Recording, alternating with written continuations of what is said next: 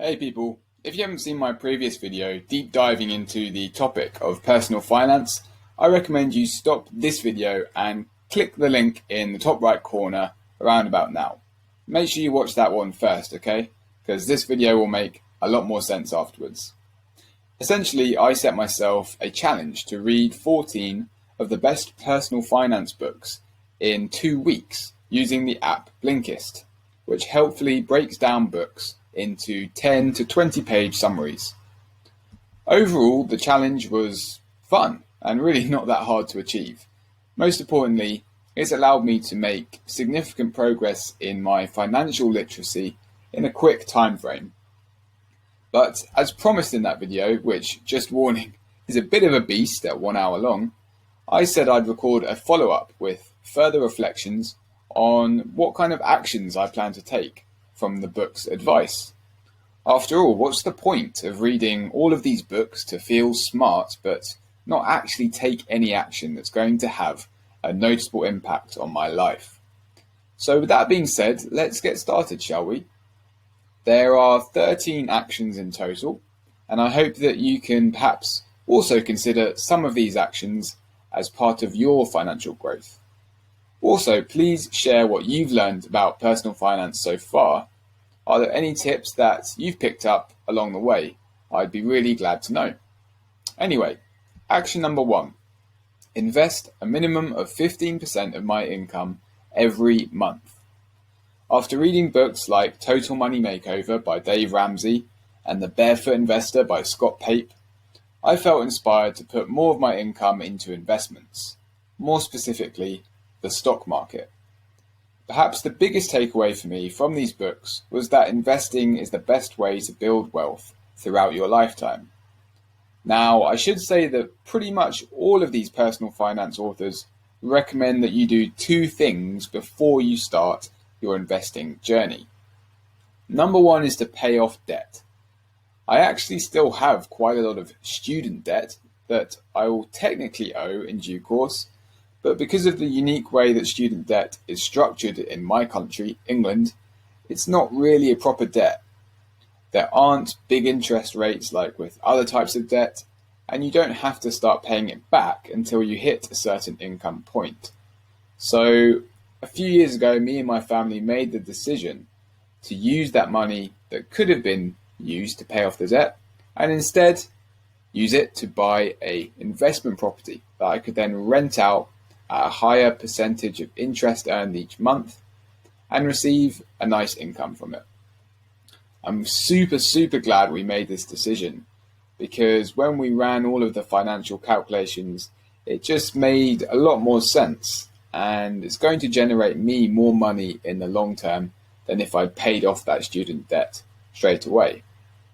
Besides this weird student semi-debt, I have no other kinds of debt and have made it a priority to avoid this trap. I make sure that I only buy what I can really afford.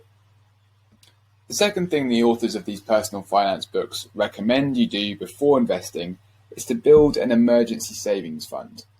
Now, different authors suggested different amounts, but I would say that the most common amount I saw was to save between 3 and 6 months of expenses and keep this money somewhere safe that you don't touch at all unless there really is an emergency.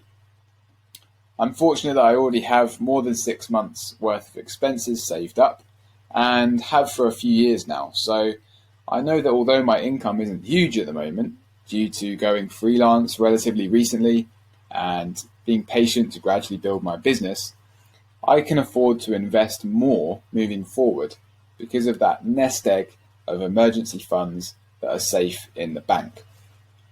Action number 2, choose index funds over actively managed funds. Now that I've committed to a 15% investment minimum from my monthly income, I had to decide, okay, where am I going to put my money? There are like zillions of options for different funds and accounts that you can use to invest in the stock market. One of the most helpful parts of getting more financially literate, you could say, and more knowledgeable about the topic from reading all of those books in 2 weeks like a crazy person, is that the vast majority of authors seemed to prefer index funds over the actively managed funds. If you're not aware what an index fund is, don't worry, I wasn't really before this process either. You can think of it as a financial portfolio that is built to match or link directly to the market index, such as the S&P 500 in the US or the FTSE 100 in the UK, which essentially are a list of the biggest companies in those countries. It gives you a diverse portfolio of stocks, broader market exposure than investing in individual companies, and is generally thought of as being less risky. In the book called The Little Book of Common Sense Investing by John Bogle, John says that although actively managed funds may sometimes have an advantage for earning more interest in the short term, the fees and brokerage commissions associated with having a financial advisor actively managing your accounts can add up over time, and it can soon get expensive for investors. Plus, it's pretty rare for one advisor to outguess the market consistently over the long term. And this theme was repeated in the book Millennial Money by Patrick O'Shaughnessy, who says that investing in index funds is the safer bet. With all of this in mind, I've opted to invest in a Vanguard index fund, which has lower annual management fees than its competitors, without having a worse performance rate over the past 5 years. I recommend that you check the 5-year performance of any funds that you're considering investing in, as it's a really useful way to see how much stock portfolios can rise and fall in different years, but that on average you should be looking at around 7 to 8, 9 or even 10% interest per year, which can obviously accumulate over time thanks to the wonderful compound effect. Action 3. Donate. I was inspired after this 2-week reading haul to set up a small but regular donation every month to a charity I support called Cordwell Lyme, which is involved with research and awareness of Lyme disease, which I've been personally affected by in quite a big way. Books such as You Are a Badass at Making Money by Jen Sincero tell you that money isn't inherently good or bad, it's how we use it. And also that money can bring many different emotions to your life, so we should seek to earn it fairly and share it when we can. As I mentioned, my monthly income isn't too high at the moment, so I could easily come up with the excuse that, I can't afford to donate, I'll wait till 5 years' time. But I feel like if I did that, I'd probably never end up donating. There's always a reason. There's always an excuse. If I really am struggling for money, I'll stop. But can I afford £2 a month to a charity I approve of and support? Yes, I can. It's not that much to ask on my part. And as outlined in Happy Money by Elizabeth Dunn, data shows that how we spend is more important for our overall happiness than the amount we earn, which is quite a surprising statistic when you think about it. If I can give back in my own little way and feel good about doing so, then why not, hey? What are your thoughts on donating money? And if you can spare a couple of pounds or dollars a month, who would you give it to? Action 4. Aim for $75,000 per year. Linked to the point about happiness, in a book called The Behavior Gap by Carl Richards, he shares how studies have shown that people's level of happiness tends to increase up to a yearly salary of $75,000, with diminishing returns after that. Am I currently near earning that amount this year? No, I'm not. But I have wondered what income I should be aiming for. There's the tendency to set the target of earning millions or billions, but I've wondered, really, do I need that? Is it necessary? I'm not a super materialistic person, and as you may have guessed from this channel, my priority is a relatively simple setup with work-life balance. So $75,000, which is around £57,000 at this time anyway, seems like a good benchmark to aim for. I've written this amount down on a note and stuck it to my desk, as a goal for coming years. Action 5. Invest more when the market is low and less when the market is high. As discussed in the book Millennial Money, one of the biggest reasons people fail at investing is that they buy when the market is high due to FOMO or fear of missing out, and then they sell their investments when the market dips or crashes due to fear that they'll lose all of their money. Although I've never sold a stock at a loss from the investing I've done so far, reading these books reminds me to make sure that I'm patient with my investments in the stock market. It's so easy to panic when you've got money invested in a fund and then you see it crash, as many people will have experienced during the COVID crisis, for example. But people shouldn't be investing unless they have a financial buffer in their savings and can afford to keep the money in the stock market for the longer term. I'm talking 3 years, 5 years or more. I've really reminded myself not to make any buy or sell decision on the same day that I feel an urge to do so, and instead see if I still feel the same way a week later. Action 6. Commit to an auto-suggestion. Auto-suggestion, Napoleon Hill tells us in the book Think and Grow Rich, is where you can imprint financial goals into your subconscious mind by repeating these goals regularly. It sounds a bit woo-woo, I know, but he says that you should do this every morning and every night. When you are repeating these affirmations or auto-suggestions to the subconscious mind, you can build a sense of momentum, of determination to keep you going despite the inevitable setbacks that will come your way at some point in your financial journey. I've decided to be open-minded and give this a go by creating my own financial affirmation and putting it somewhere that I can read it to myself and remind myself of in order to stay focused through the day. Action 7. Pay myself at least $14 per day. This awesome idea came from the book Automatic Millionaire by David Bach. He says that the average adult saves less than 5% of their gross annual income and gives examples of how powerful the compound effect can be. If you were able to set aside $2,000 per year during your 20s and invested this, he states that you would have over $1 million by age 65. What I found an even more powerful concept was the idea of his of saving $14 per day for 35 years, which he says would earn you $1.6 million if it's invested in a 10% interest earning account.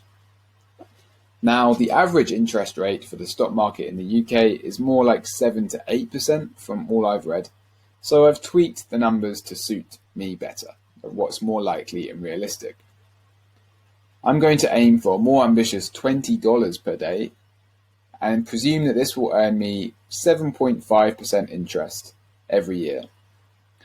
After 35 years, according to a compound interest calculator, this should earn me $1,155,420.22, which is mostly made up of the money earned from interest, which is over $900,000 to be precise. I've no idea how hard this will be in practice to maintain over time, but I'm really going to try my best to keep with it. It's an exciting experiment to me.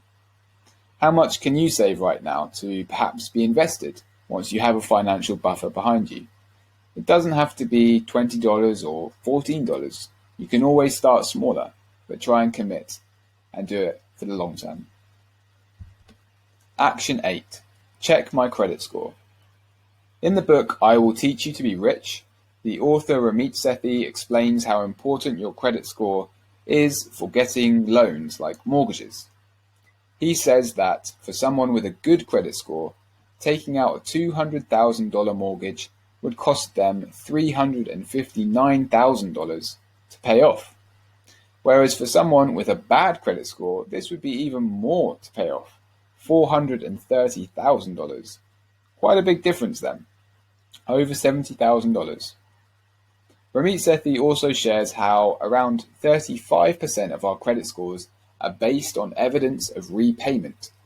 But what does this mean? Well, in summary, it means that loan companies judge us by how reliable we've shown ourselves to be in terms of promptly paying off credit card debt, for example.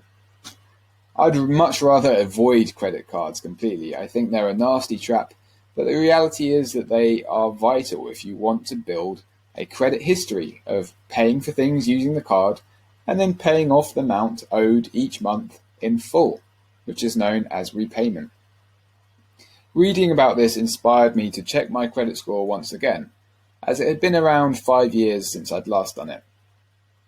Fortunately, for the past few years, I've been paying for minor items every month using my credit card and have automatically had the setting on pay off in full each month, so that the amount is paid off at the end of the month with money from my main bank account. As a result of this, my credit score was judged as being between good and excellent on a couple of different sites.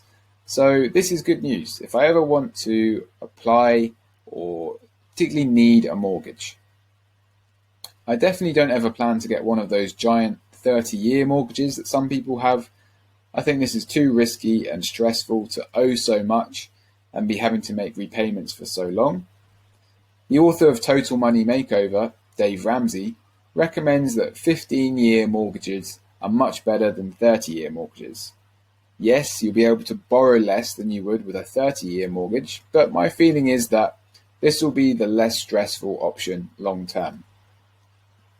Action 9. Create a list of little luxuries. A lesson I learned from Happy Money by Elizabeth Dunn was that smaller spending pleasures are often more effective at giving us happiness long term than the big spends are, and as a result, we should create little luxuries to treat ourselves now and then as a reward for being productive in our work, for example. I've therefore made a mental list of little luxuries that would make me happy, as I can be overly frugal with money and tend to feel guilty when I spend on myself. So I plan to make smaller spends like buying a new book every month, or a new piece of clothing, maybe a new flavour of tea or a protein bar box in my weekly shop. Spending small will reduce the sense of guilt, whilst also preventing me from making big spends unnecessarily. Action 10. Review my finances every 2 months. I had been using a website called Buxfer to better categorize my income and expenses. You can easily set up labels and import bank statements that can then turn the data into helpful visual graphs and bar charts that are easier to assess and review. But I've decided that in addition to this, it will be sensible to update an Excel spreadsheet with my income, expenses, and investments every 2 months. Yes, it will require a few hours each time that I do this, but I hope it will be worth it, so I can make sure I'm reviewing my finances in more detail to know where I may be taking wrong steps and correct my course, and just to review the goals and hopefully see progress over time. I've therefore set a recurring reminder on my phone to make sure that I remember to follow through with these finance reviews. How about you? Do you currently use any kind of personal finance tracking system? Let me know in the comments. Action 11. Reduce my taxes. As Tony Robbins says in Money Master the Game, a staggering 54% of the average American's income goes on taxes. It's got to be, if not the biggest, then certainly one of the biggest expenses that we'll ever have over our lifetime. In Rich Dad, Poor Dad, the author Robert Kiyosaki suggests that we set up our own corporations, as this can be a great way to minimize the amount you pay on taxes. It works like this. If you can write off certain expenses as business investments, you're going to pay less in tax. I set up my business in 2018, and this was surprisingly easy and cheap to do. But I want to educate myself more about what I'm allowed to classify as business expenses. Therefore, I've set a note on my phone for when my next tax return would be due in 2021 to reach out to a tax expert who has experience with filing tax returns for remote working businesses and freelancers. Action 12. Use the 60-20-20 plan. A range of personal finance systems were put forward by the authors of these books, but my pick of the bunch is the 60-20-20 plan from the Barefoot Investor. How does this break down though? Well, 60% of your income goes on essentials. Of this 60%, around 30% should be allocated for rent or mortgage, 15% should go for food, 10% for transport, and 5% for bills. Then, 20% of your income goes on savings. Paying off debt is priority number one for savings. Then you can think about building an emergency fund and then saving for retirement or investing. The final 20% of the plan is for guilt-free spending. The author recommends that you spend 10% on long-term fun, like travel plans or home renovations, and 10% on short-term fun like meals out and leisure activities. I'm going to try out my own variation of this plan and have set up savings categories in line with the proposed 60-20-20 categories. I hope this will give me more structure to encourage both intentional saving and intentional spending. Finally, Action 13. Pay into a personal pension. In books such as I Will Teach You to Be Rich by Ramit Sethi, information is provided on the differences between 401k retirement accounts and Roth IRA accounts. Now, in the UK where I'm based, a 401k is equivalent to a pension, where an employer matches your retirement contributions. Seeing as I don't have an employer, this option is off the table for me. There is the option of a SIP, which means self-invested personal pension, and I may consider this in the future, but from what I've read, the charge rates can be quite high and they usually make more sense for larger funds. The government tax relief that comes with it is tempting, but not being able to access the cash till I'm 55 or over is not so tempting. Right now, I feel more comfortable creating my own customized retirement fund, where essentially I put between 12 and 15% of my monthly income aside for retirement, and I've been doing this for the past 5 to 6 years. I keep track of this in a specific document which I update every 6 months or so. Right now the money is combined with other savings cash, which is maybe not so smart because the lines can get blurred. I'm not a compulsive spender, so the chances of me spending it all in a random splurge is unlikely, but I will continue to put that 12 to 15% aside as protected savings for retirement, and keep a lookout for a specific bank account to safekeep it in.